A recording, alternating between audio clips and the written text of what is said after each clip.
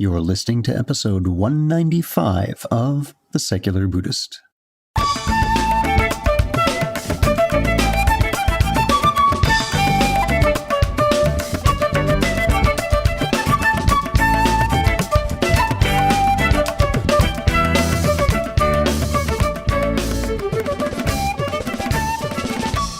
Welcome to The Secular Buddhist. I'm Ted Meissner. The Secular Buddhist is the official podcast of the Secular Buddhist Association, a grassroots-driven effort to answer the needs of secular teaching and practice for contemporary society. The podcast has interviews and roundtable discussions pertaining to engaged Buddhist training and practice, and the SBA website has show notes for each episode along with resource materials. Though the podcast focuses on core practice from a secular viewpoint, more traditional teachings are welcome and openly discussed. Jay Michelson and Mark Oppenheimer join us to speak about Mark's book, The Zen Predator of the Upper East Side.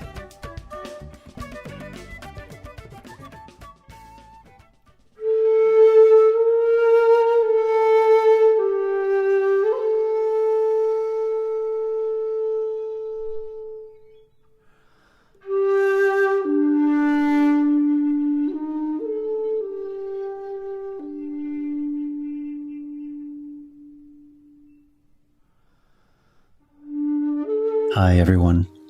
Before we get started with today's episode, I want to remind the listeners that we've started a new podcast, which may also interest you.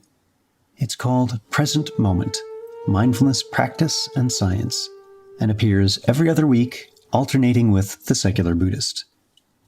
You'll find many of the same guests you've enjoyed and learned from here, as well as new researchers, teachers, and practitioners. You'll find Present Moment in the Science and Medicine section of iTunes in Natural Sciences, or just do an iTunes Store search for mindfulness and look in the results in the podcast section. You can also visit the website, presentmomentmindfulness.com.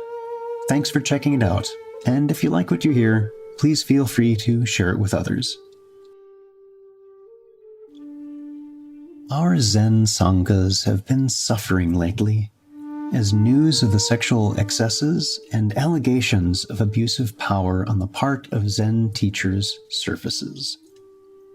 That suffering isn't, as it turns out, because of long-hidden problems, but because of well-known problems that were ignored by those involved, and often excuses for bad behavior were made on the behalf of beloved teachers. Under any other context, those teachers would have been removed from their role for their actions. All the more perplexing is what causes these problems to arise. Why do they continue? And how can they be stopped? Jay Michelson is the author of 5 books and 200 articles on religion, sexuality, law, and contemplative practice. Jay is a longtime LGBT activist who has held positions at the Arcus Foundation and Political Research Associates. Jay's work in this area has been featured on CNN, NPR, and in the New York Times, and he has been included on the Forward 50 list of the most influential American Jews and the Huffington Post list of leading LGBT religious voices. Mark Oppenheimer is one of the country's leading investigators of religion as an essayist, reporter, and critic. He writes a religion column for the New York Times and also writes for the New York Times Magazine, Mother Jones, Slate, The Forward, and Tablet, among other publications. Oppenheimer has a doctorate in American religious history and directs the Yale Journalism Initiative. The author of 3 previous books, he lives with his family in New Haven, Connecticut. So, sit back, relax, and have a nice Arizona sunrise tea.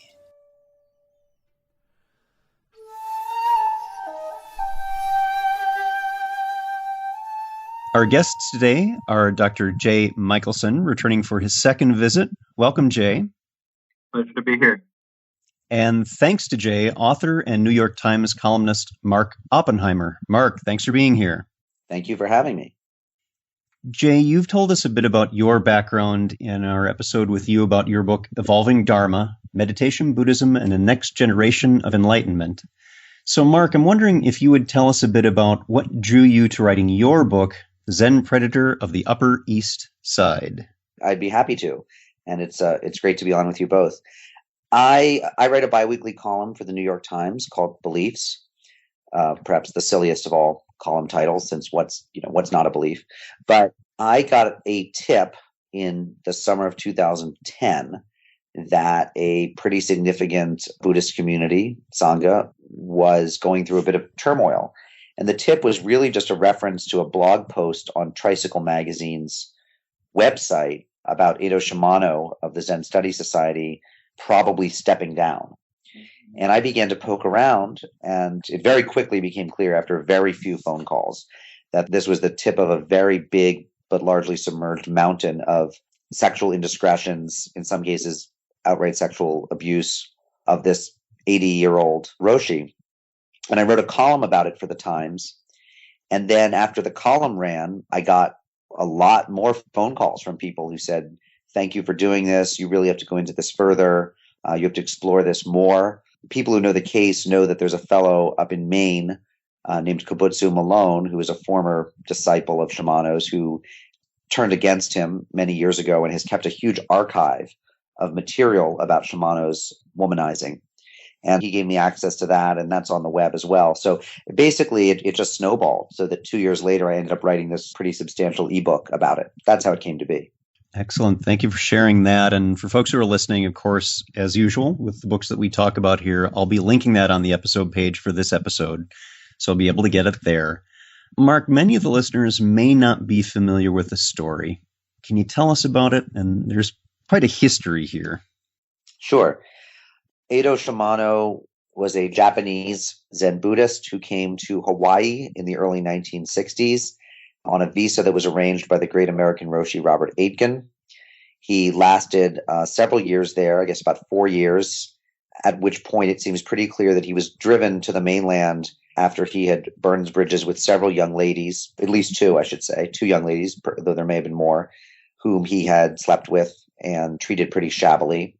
He then arrived in New York, where he fairly quickly was handed the keys to D.T. Suzuki's then somewhat moribund old community, the Zen Study Society, or at least to the nonprofit organization. Actually, I want to ask a little bit about that, because having read the book, that was really quite interesting. There was like one person left. It was really down to a pretty skeleton board of directors and a lawyer who seemed to be keeping like literally the keys and as well as the paperwork. And someone said to Shimano, you need an organization. If you want to do Zazen in the United States, you want yourself a nonprofit. Here's one that you could take over. So he went to this lawyer's office and they talked, and the guy said, you want it? You can have it, basically. And this was Suzuki's Zen Study Society. Suzuki had gone back to Japan, in the early 1950s. And it had basically gone into hibernation. So he got the name. And there was then this little incident where he printed up letterhead with Suzuki's name on the letterhead as a senior advisor or a kind of a Roshi of counsel, basically. And when Suzuki found out about it several months later, he was quite upset. He said, I don't have any part of this new organization. I don't know you. And he kind of forced Shimano to back down from claiming that affiliation. But it was the same nonprofit. So according to Shimano, in the mid-1960s, if you walked up the island of Manhattan wearing your Buddhist robes, people just wanted to touch the hem of your garment. And they just said, what are you doing? And, oh, I'm teaching Zazen. Oh, can I follow you? He said that the hunger for spiritual nourishment and for Eastern religion was so great in Manhattan at that point, and certainly as it got into the late 60s and early 70s, even more so, that he built up a Sangha with relative ease.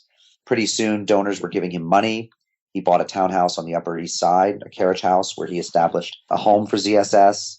He was then given money by the Carlsons. Chester Carlson had founded the Xerox Corporation, a very wealthy man. His wife, Doris Carlson, his widow, gave Shimano money to build Daibosatsu, the monastery out in the Catskills, and basically built up this enormous Sangha. But it turned out that along the way, he was sleeping with dozens of students. That may be a low estimate. Some people think there may have been 100 or more. Some of these women, it was surely consensual and they felt enriched by the experience. Some of them, it was devastating. And they felt that when it was over, they were treated shabbily, and they not only lost their lover, but they also lost their Buddhist practice forever. Shimano was, by the way, married all of this time. And basically, after each of these episodes would explode, where it would turn out that he was still, couldn't keep it in his pants, his board would get upset. He would promise never to do it again. Some board members would resign. The membership of the Sangha would turn over. The people who were disgusted would leave. New people would come in, but they wouldn't be told what had just happened. So essentially, there was always fresh meat. Before the internet, if people weren't telling you what was up, and nobody was writing this down, and the people who were most upset about it just left, it was always possible to have an ongoing replenished stream of victims. So that's what happened. And how has that played out most recently? What's the current status? What's been happening? Well, in 2010, a woman whom he'd been having a 2-year romance with, who was one of his students, stood up at dinner at Daibosatsu, the monastery out in the countryside, and announced that she'd been sleeping with him, and she was tired of keeping it secret. And she was tired of sneaking around, and she felt that she was a grown woman, and she had taken a lover, and that was fine, and there was no need to be secretive. Well, this was a shock to many of the people at the dinner who thought that all this behavior was in Shimano's past. This is a repeated story. Every 5 or 10 years, people are shocked because they think he's stopped behaving this way. So at that point, some key board members finally had enough, and they wrote things on the internet. They leaked documents to the internet, and they resigned. And it finally, one thing that happened was women's rights had caught up to the point where this behavior couldn't just be swept under the rug anymore. It was seen as a feminist issue. And women's position in Zen Buddhism became such that it wasn't feasible to just keep him on board. And so he was nudged out. But currently there's a lawsuit because he didn't want to leave. He says that he's owed a very large pension. He says that he owns the apartment that he's living in, which ZSS contests. And so they're supposed to be going to an arbitrator pretty soon, but there's an active lawsuit and countersuit about Shimano's being forced out for behavior that ZSS says was in violation of the spirit of his contract. And this is the last thing I'll say. Shimano's lawyer, in a clever and potentially winning argument, says, well, since ZSS knew that he was behaving this way for 20 or 30 years and knew that he was behaving this way when they gave him his contract, how can they then say that it was in violation of his contract? If they know that they're hiring a guy who sleeps with his students, they can't then turn around and say, we're firing him because he sleeps with his students. So that it'll be interesting to see how this resolves legally. Yeah, much more to come on this. So, Jay, on listening to this again, and I know you and Mark have discussed this topic together, what stands out for you most about how this kind of situation could have even started? Well, I think Mark's account, which is really quite thorough in the ebook, is really valuable for practitioners as well. There's this kind of irony I see where when some of the dirty laundry, or even if that's even too glib of a term in this case, comes out, a lot of Buddhist voices and pro-Buddhist voices want to sweep it under the rug because it doesn't make us look very good. But actually, I think there are a number of really important Dharma lessons as well as kind of institutional power lessons that come out of this. I was struck just hearing Mark just sort of summarize the initial period with this mystique that Edo Shimano had, walking down the street. And it's that very vivid image of this, wise Japanese man being kind of fetishized, I think, by some Manhattan, probably middle class, upper middle class, probably white, probably not super familiar with the details of the Dharma, but really interested in this fetish object of this wise old man, or wise man, let's just say. And I think that's, to me, the most important initial cautionary tale that comes out of just how it all started.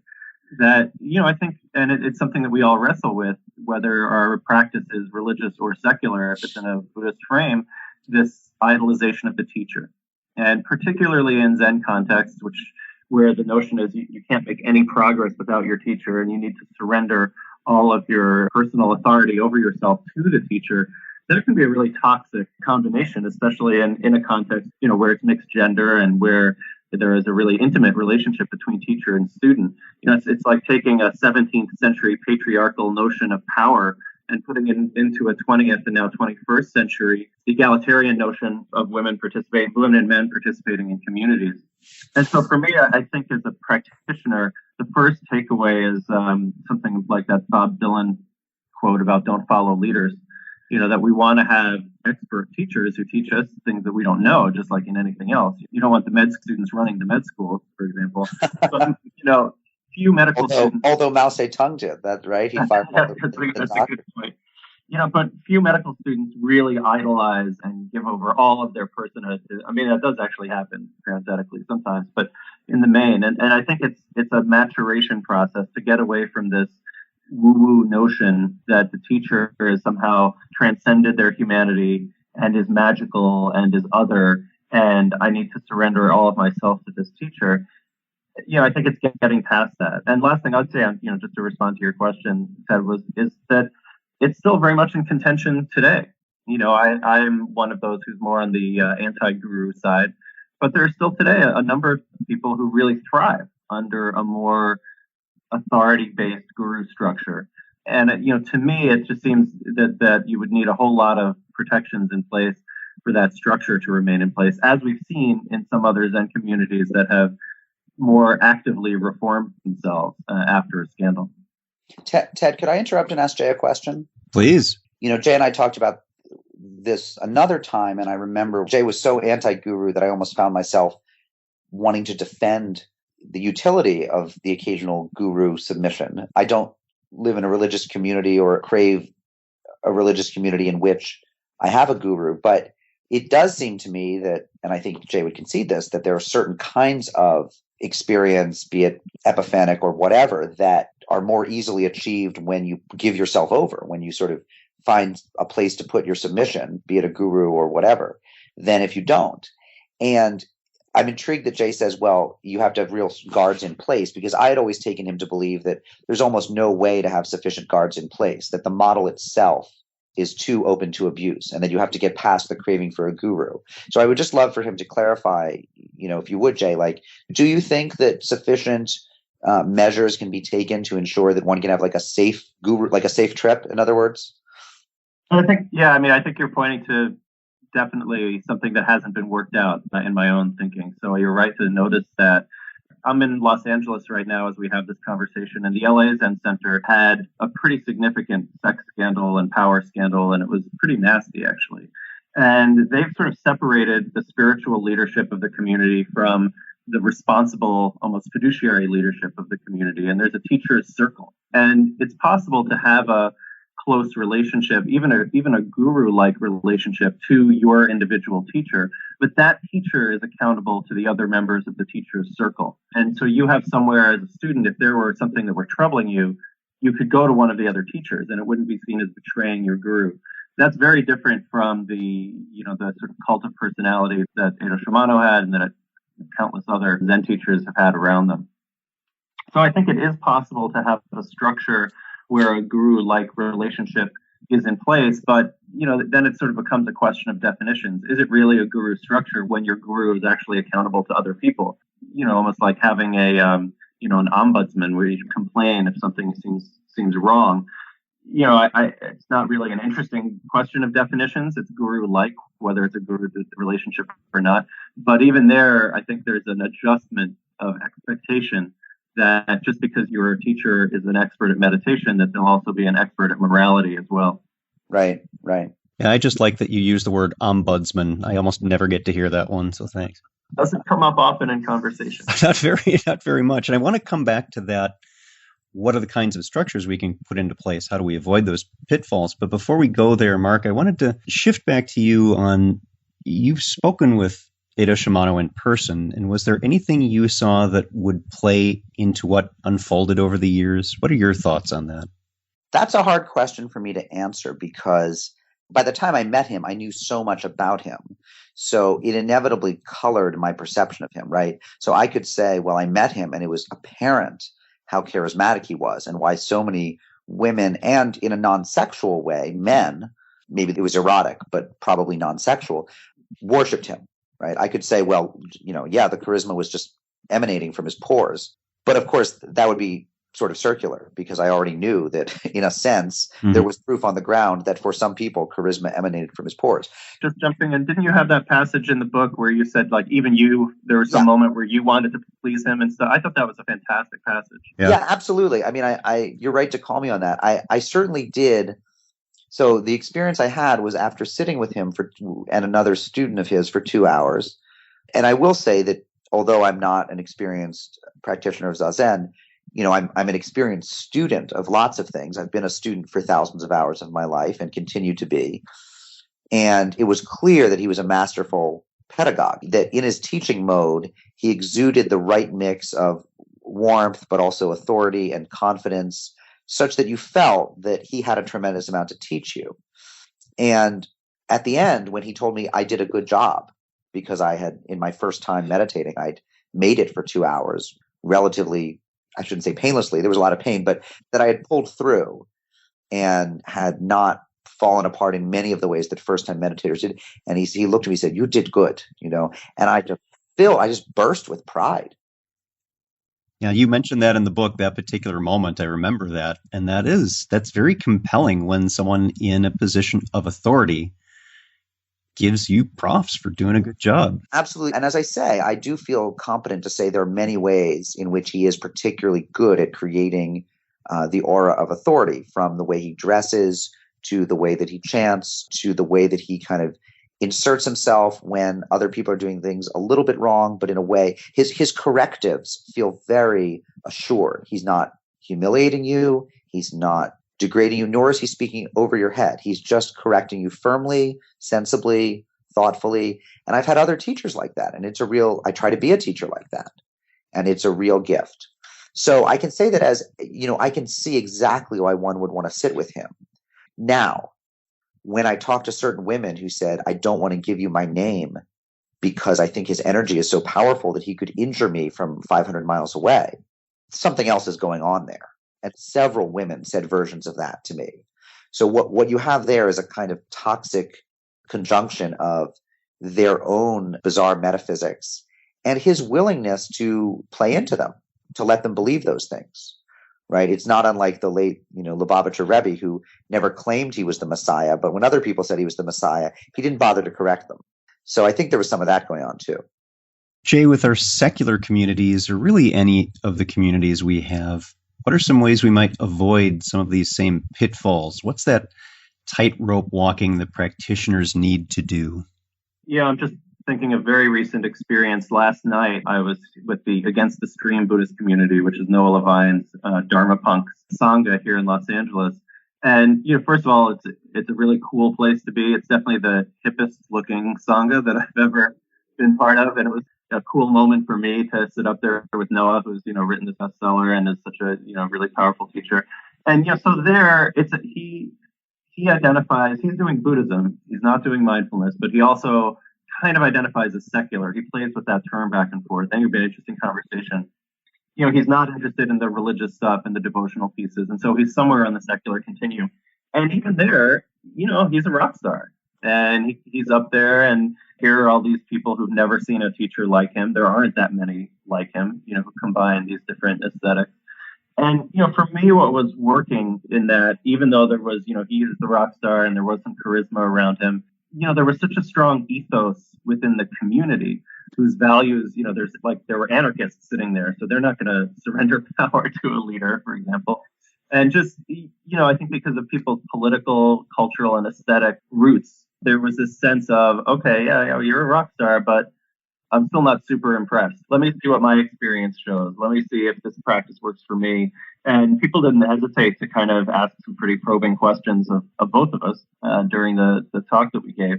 I think that's item number one. It's just when you contrast that, which is a rock star teacher, but one whose students are not feeling some need to have a father figure over them, with exactly the sort of mystification of the Oriental teacher, and I use that word deliberately, that Mark was describing. So I think that's one piece.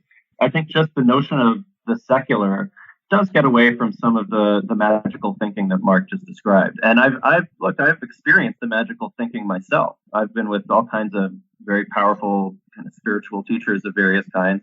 And, I don't believe that there's like an energy field or any of those kinds of things. But there is a certain pull that that you feel. It just, when it comes up for me, I don't give that a lot of credence.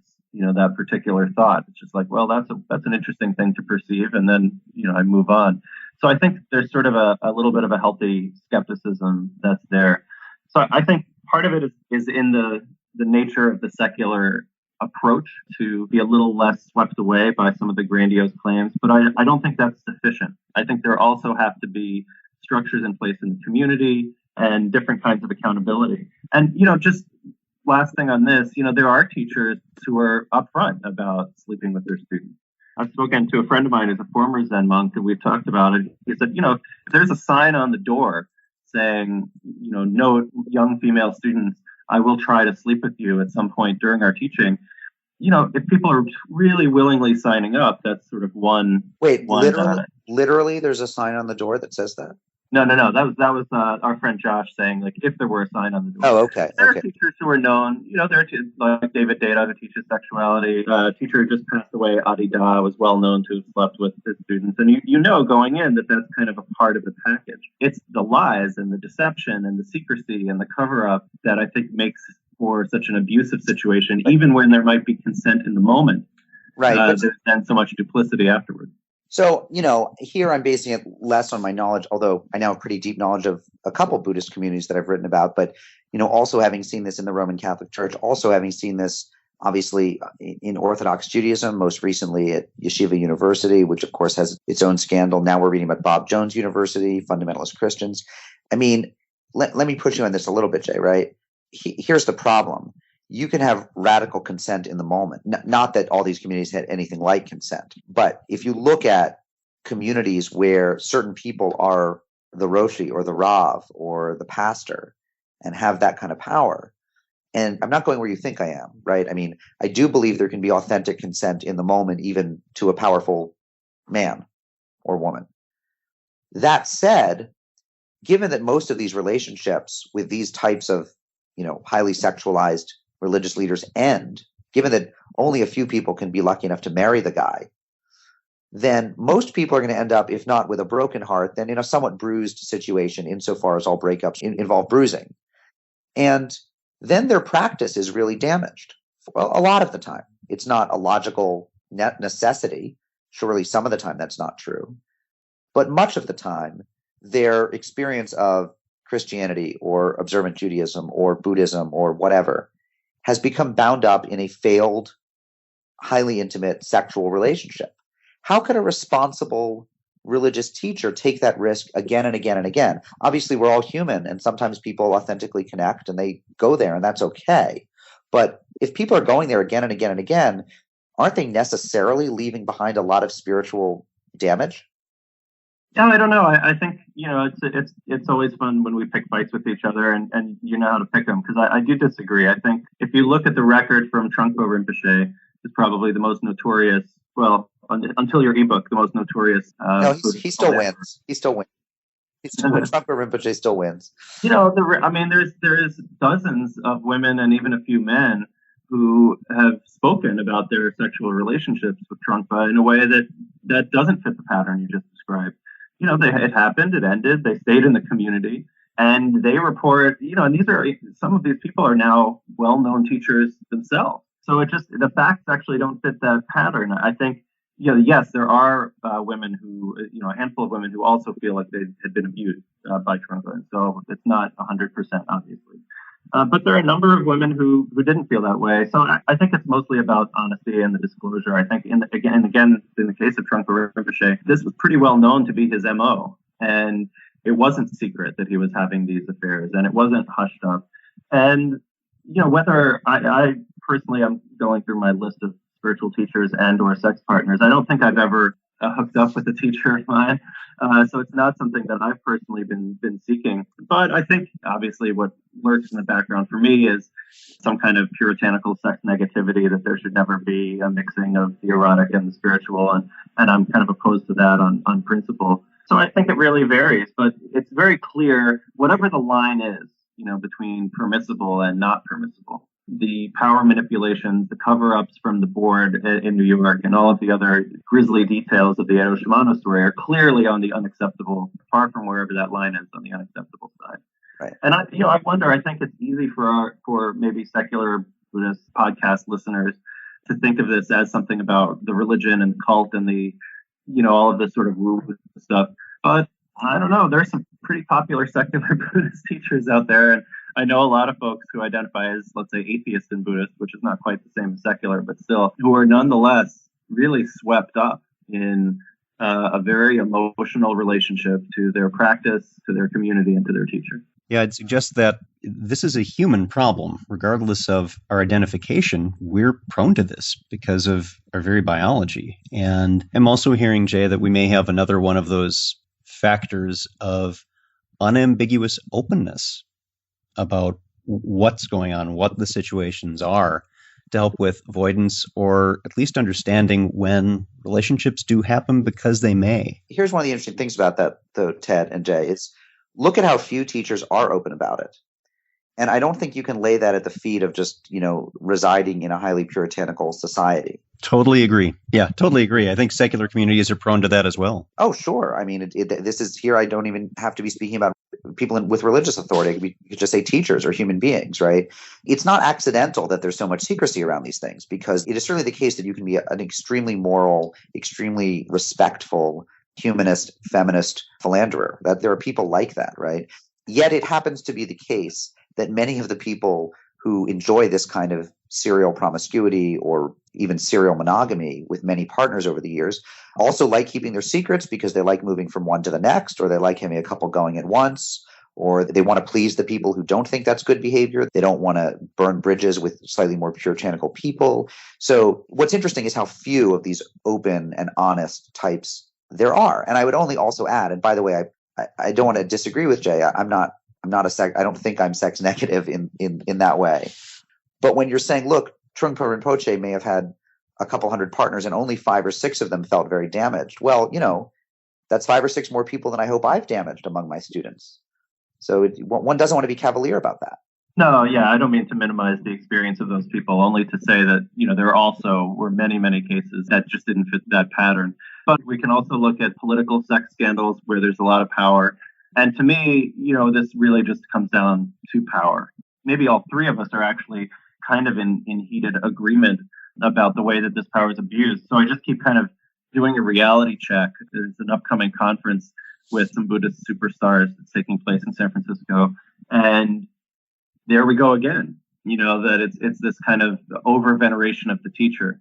And the notion that the teacher is not just an expert and not just someone who's wise, who cares about you and is acting out of loving kindness toward you, but is actually some kind of magical, being. You see that all the time. There are a number of people who think that this is a great thing. And if there's any possibility of it, it has to be in a place where the power dynamics are carefully held in check. And I'm not sure that that's possible, but it certainly, to me, would be the floor for what's necessary for that to happen. Mark, let me ask you a question. As we talk about this, and I think we are in agreement that there is an issue of power differential, and that can lead to abuse. I don't think any of us is denying that, and that can be very harmful to people. What do you see as the difference between this in our communities of practice, we'll call them, and what a rock star does? We've used the word rock star before. How about comparing that to an actual rock star who does the same damage, does worse damage? What is the difference here? I think there's certainly less difference than most people would think. I think it's correct for us to really point to this as a human problem, not lay it at the feet of religious or spiritual practice. And so I think, again, we're in heated agreement. I'm 90% in agreement with the suppositions behind that question. I'll just complicate it by saying this one thing, which is I haven't met a lot of women who have slept with rock stars or men who have slept with rock stars.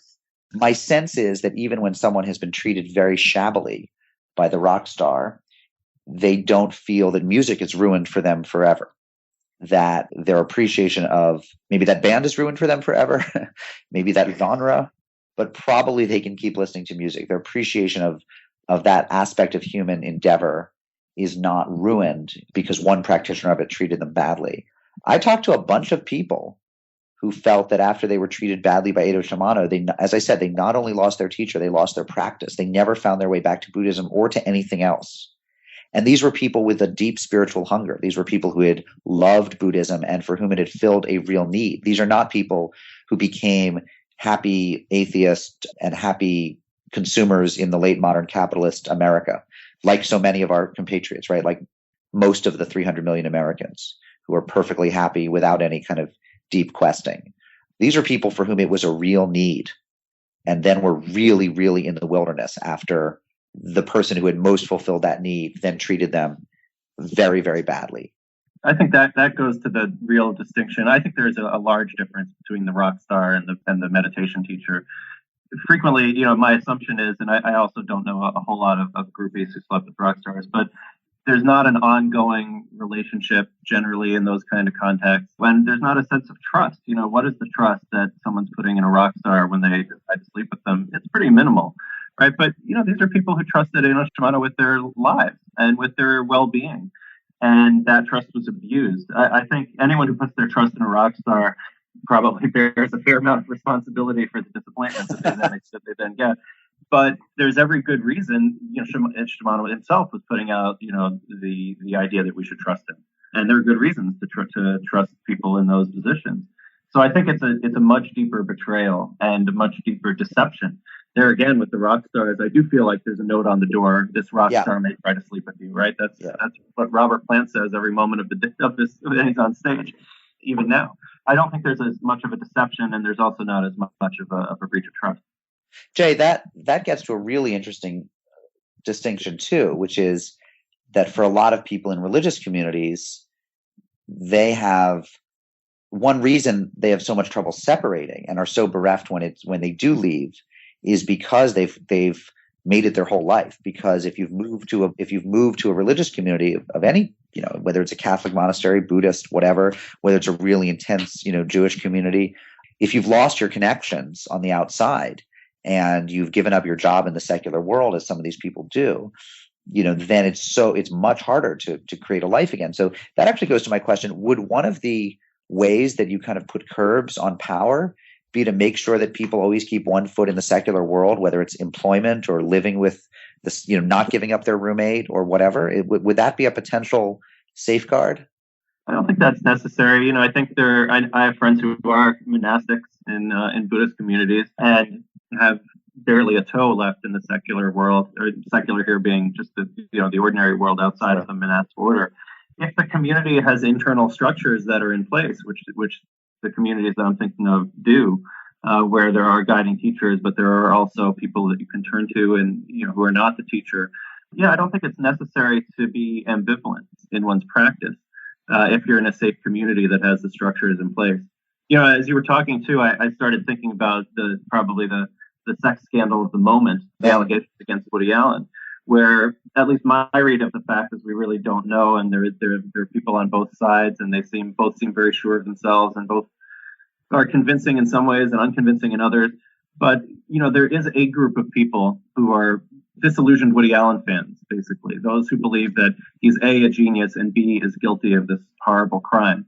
I'm not really one of those people myself because I'm not sure of B, but it's an interesting thing of the level of disillusionment is pretty manageable. Here's somebody who was an artistic hero for a lot of people, and some subset of those people are now really deeply disturbed because they believe he's committed this really atrocious crime. Then there's the other group which is saying, oh no, he couldn't possibly because his movies are so good. And I think it's that last crowd that we see in Buddhist communities a lot. It's like, oh, no way. Like, there's no way that this could be true. And I think one of the values of the book actually is the sort of, there's no room for doubt on this, unlike the Woody Allen, Dylan Farrow case. Here, with Eno Shimano, there's no room for doubt. Those who then have cast doubt and said, well, we don't really know, or the benefits are worth the costs, I think come out looking in some ways the worst of all, because of the self-delusion that's in place that no, an enlightened master couldn't have done this. And even if he did, it's probably not really so bad because he's so enlightened and awakened. And they actually, I think, come out looking, second to Shimano Roshi himself, they come out looking the worst. Yeah, and we don't see that with the rock stars, and there's not a KISS community that you joined and gave up your life. I think a lot of the safety net for that is going to be your own personal stability and identity. And sure, you're able to join a community fully and fully join in the practices and what you do, but still have a core sense of this teacher here that I admire, respect, learn from. is still a person, and I'm not giving up my ability to choose. To me, that's one of the things that's most important, and yet it's still very tricky because we're not necessarily firing on all cylinders when we're awash with this adoration for an individual. I am someone who thinks of myself as a deeply skeptical person and very, very immune to hero worship. And yet, I still look back on my life and see times where I was blinded by somebody new who would come into my life, whether a teacher or someone I was reading. Someone said, "Oh, you have to get the books of so-and-so." And I would read one and it would just seem to turn everything upside down. And, eventually I would write myself and figure out where I stood. But that happened to you when I was your TA, right, Mark? that was really intense. I did learn the word panentheism from you. I'm glad that something stuck. It stuck, yeah. Well, I should say that class, Nick Wolterstorff was interesting because he was a very brilliant guy and a very wonderful teacher, but he successfully refused any sort of guru model. I thought he had a humility and a kind of humor that made him human rather than superhuman. And that was one thing I was going to say earlier is that, one of the things that makes me trust a teacher is when they do have an authentic humility and self-deprecation. Shimano is not a guy who pokes fun at himself. I think it's so much health. Back to sort of a new point here, but on this notion of the guru, not guru, if we have this idea that to be the competent, awakened teacher is to be superhuman, well, what does that say about me as a practitioner, right? I think it's actually kind of a depressing model. Like, well, all right, if I'm, in order for me to succeed, I'm going to have to be someone who's completely transcended anything about, the normal mundane aspects of being human. That's a high bar. And I'll do anything to jump over that bar too. And that's where the danger comes in with the woo, as far as I'm concerned. I think that's right. My teachers are the ones who I really value are exactly as Mark described. There's some self-deprecation and they're self-aware and they don't put themselves out as more than humans. They put themselves out as trying to be more human.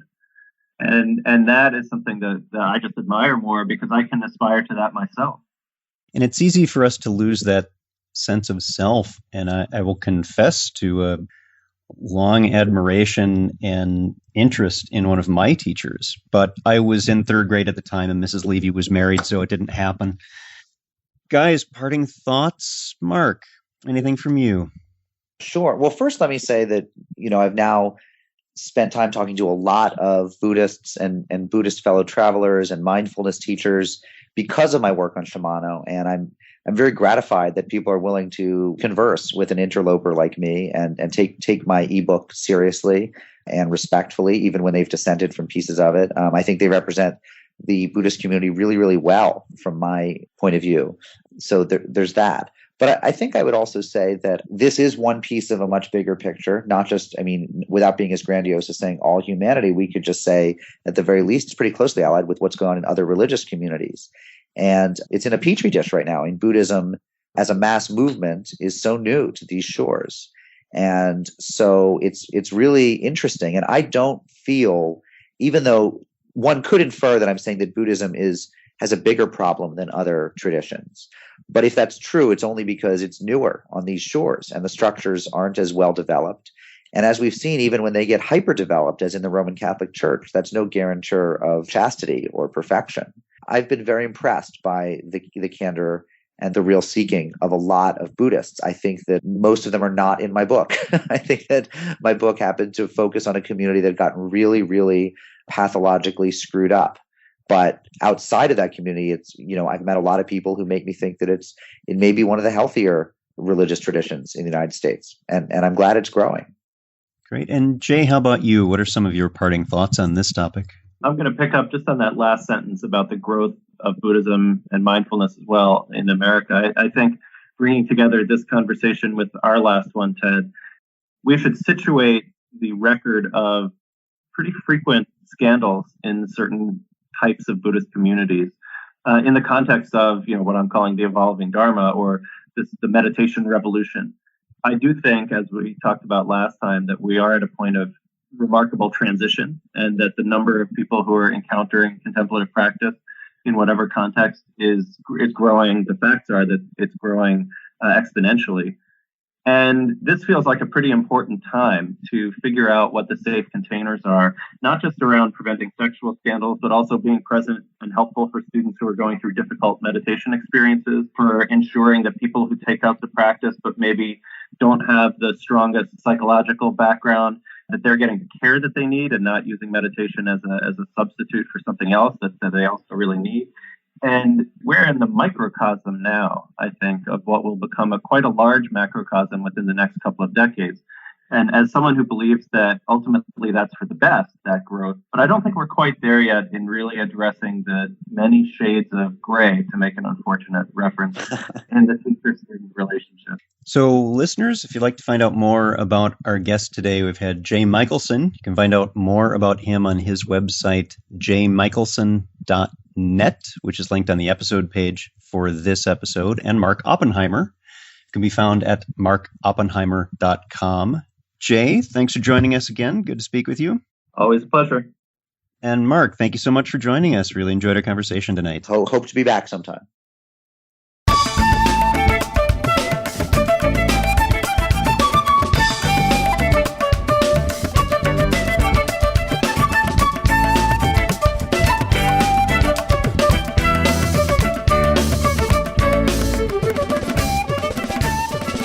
Thanks for listening.